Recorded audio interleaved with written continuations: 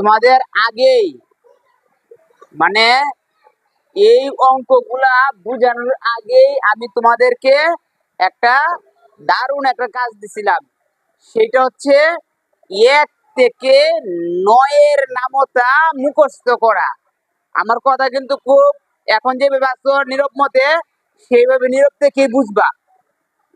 মানে আমি তোমাকে কাজ দিছিলাম কি 1 থেকে 9-এর নামতা, এরপরে 10-এর নামতাটা তোমরা পাশাপাশি পাইয়াছিলা। পাওয়ার কারণে তোমরা কি করছো, 10-এর নামতা মুখস্থ করে ফেলছো, কোনো সমস্যা নাই। 10-এর নামতা মুখস্থ করে ফেলছো, ভালো হয়েছে। তবে তুমি ছোট বড় মাঝারি যে কোনো ধরনের গুণ অঙ্কই তুমি করো না কেন, মনে রাখবা 1 থেকে 9-এর নামতার বাইরে কোনো তারার দরকার নাই। মানে যে 1 থেকে 9-এর নামতার মধ্যে না আটকে, সে কোনো গুণ অঙ্কের মধ্যে আটকিবে না, সে কোনো ভাগ অঙ্কের মধ্যে আটকিবে না। মনে রাখবা, গুণ অঙ্ক এবং ভাগ অঙ্ক পারতে চাইলে অবশ্যই অবশ্যই 1 থেকে 9-এর নামতা তোমার টুরের আগার মধ্যে থাকতে হবে। তোমার টুটের আগার মধ্যে থাকতে হবে, মানে দ্বিতীয়বার ভাবা যাবে না নামতা গুলোর জন্য। এই কারণে আমি বলি কি, প্রতিদিনের পড়া তোমার তোমার প্রতিদিনের পড়া হইলো 1 থেকে 9-এর নামতা তুমি মুখস্থ করবা। 1 থেকে 9-এর নামতা মুখস্থ করবা। তুমি 1 থেকে 9-এর নামতা যে মুখস্থ করতে পারবে, সে কোনোদিনই গুণ এবং ভাগ অঙ্কে সে আটকিবে না। যার ফলে আমি তোমাদেরকে কি করলাম, এই গুণ অঙ্কে আসার আগে আমি কিন্তু তোমাদেরকে কি করলাম, আমি কিন্তু তোমাদের মনে করো এই 1 থেকে 9-এর নামতা আমি তোমাদেরকে মানে মুখস্থ করায় নিলাম। যদি নামতার মধ্যে আটকে যাবে, তার মানে তুমি গুণের মধ্যে আটকে যাবে। নামতার মধ্যে আটকে গেলে মানে তুমি মনে রাখবা ভাগের মধ্যে আটকে যাবে। ঠিক আছে? এখন তাইলে দেখো আমরা মেইন অঙ্কে চলে যাই। এখন এইভাবে যে গুণ অঙ্ক গুলো আছে, দেখো এখানে 8টা গুণ অঙ্ক আছে, 1 2 3 4 5 6 7 8। এবং এই গুণ অঙ্কের ক্লাস, এইটা হচ্ছে তোমাদের জীবনের প্রথম ক্লাস। তোমরা কিন্তু গুণ অঙ্ক মানে করলেও বুঝে বুঝে করো নাই। তবে এখন যেটা করাইতেছি মনে রাখবা, আমি যেভাবে করাই সেই নিয়মে সেইভাবেই তোমাদেরকে ধরে রাখতে হবে। বুঝতে পারছো? হ্যাঁ, আচ্ছা শোনো, আমি বলি, তামজিদ, লুক এট মি।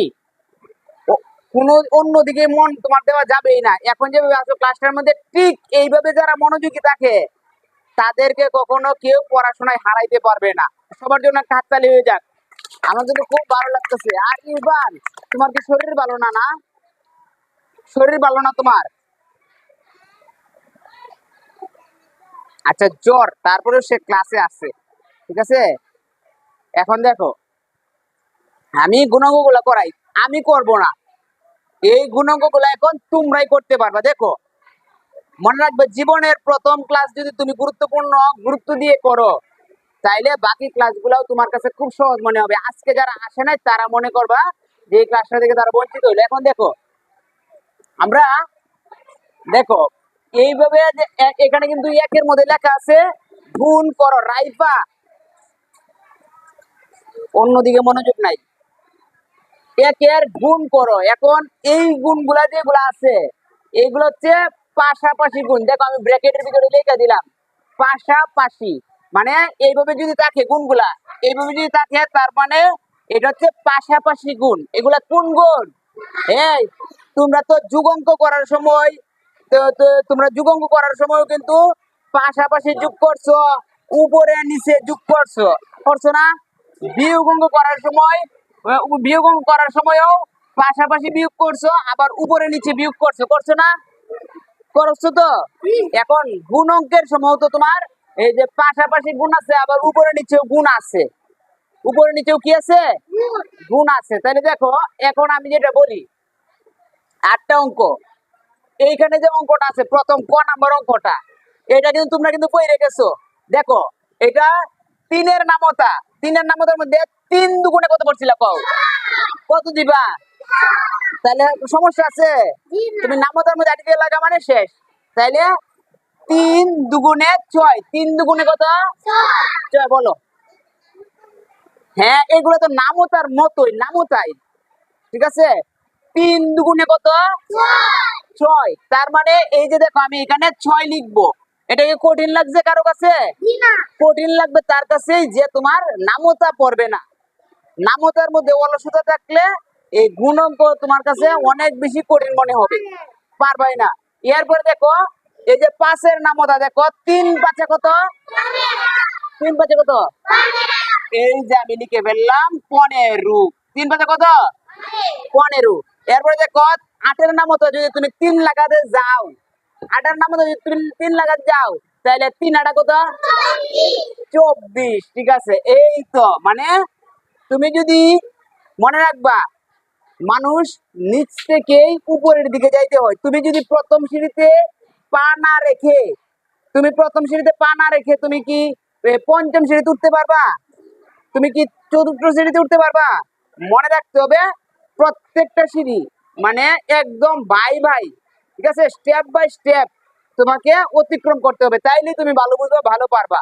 এখন দেখো তাইলে 3 8 কত হবে? 24। এটা কিন্তু 8-এর নামতা, ঠিক আছে। 8 কে 8, 8 দুগুণে 16, 3 8 3 8 কত? 24। এই যে আমি 3 8 24 বসাই দিলাম। আবার এটা দেখো 8 দুগুণে কত জানি? এই যে 16। 8 দুগুণে কত? 16।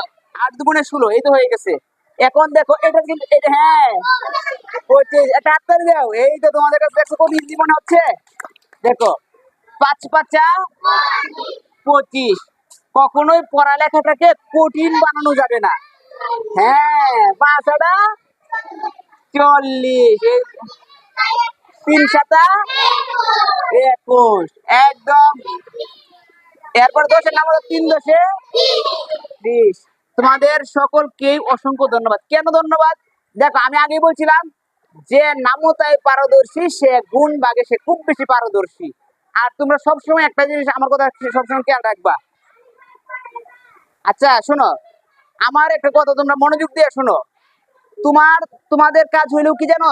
প্রতিদিন তোমাদের কাজ হইলো 1 থেকে 100 পর্যন্ত যে বাংলা শতকীয় গুলো আছে এইগুলা খুব সুন্দর করে, একদম সুন্দর করে শুদ্ধভাবে এগুলা পড়বা। এবং 1 থেকে 100 পর্যন্ত আছে না, এইগুলো তোমরা প্রতিদিন খুব সুন্দর করে পড়বা। এরপরে আমার কথা বুঝছো, এরপরে তোমরা এই ইয়ে আছে না, কথায় আছে না, এক ও এক, দর্শকা দু, রসই দুই, তরসইকা তি দন্ত ন তিন, এই কথাগুলো আছে না মানে বানানগুলা, এইগুলা তোমরা বেশি বেশি করে চর্চা করবা। এবং 1 থেকে 9-এর নামতা এবং বেশি গেলে 10-এর নামতা, তোমরা অনেকেই পড়ে না 11 নামতা, 12 নামতা, 13 নামতা, 14 নামতা, 15 নামতা, এইগুলা পড়ার কোনো দরকার নাই। যদি তুমি পড়ো এটা তোমার বাড়তি কাজের জন্য পড়তে পারো। তবে 1 থেকে 9 লাগার যে নামতা পারে তারে কোনোদিন গুণ অঙ্ক ভাগ অঙ্ক ঠেকাইতে পারবে না। বুঝতে পারছো? তাকে কখনো কেউ গুণ অঙ্কে ভাগ অঙ্কে হারাইতে পারবে না। সে বুঝবেই পারবেই। আর তুমি যদি গুণ অঙ্ক করার সময়, ভাগ অঙ্ক করার সময় যদি তুমি নামতার মধ্যে আটকে যাও গা, তাইলে তো আর হবে না। বুঝতে পারছো? তাইলে তোমাদের প্রতিদিনের পড়া হচ্ছে 1 থেকে 9-এর নামতা তুমি রিভিশন দিবা। এখন দেখো তো এই যে পড়াটা 8টা অঙ্ক করতে তোমাকে মনে করো যে তোমরা এখন মনে করো 8টা অঙ্ক 1 মিনিটে করে নেবা। 8টা অঙ্ক 1 মিনিট, তোমরা কিন্তু তোমরা যদি আমি যদি উত্তরটি মুছে লাই তাহলে কিন্তু তোমরা পারবা না। তাহলে তোমরা একটা কাজ করো, আমি একটা কথা বলি, বাংলা যে খাতাটা আছে না, বাংলা খাতা 1 লাইন বাদ দিয়ে শোনো, বামে 4টা অঙ্ক ডানে 4টা অঙ্ক করে নাও। আমি উত্তরগুলো মুছে দেই, আমি অঙ্কগুলো কি উত্তরগুলো মুছে দেই। নাও একবার করো তাইলে হবে, কেউ কাউকে দেখাইবা না। যদি আটকে যাবো তাহলে নাম যদি আটকে যাবো তাহলে নামতা মুখস্থ করো। গণিত খাতায় লিখবা, লেখো লিখো লিখো, যার যেটাতে ভালো লাগে সেটাতে লিখো।